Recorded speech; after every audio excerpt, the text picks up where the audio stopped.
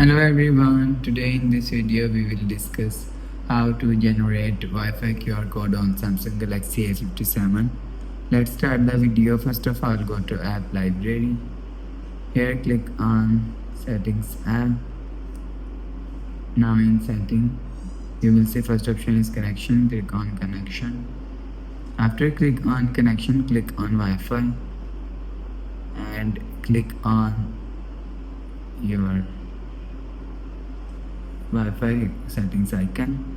If you want to generate QR code, so you will see QR code is here. Click on QR code and enter your phone password, pin, fingerprint. So you will see,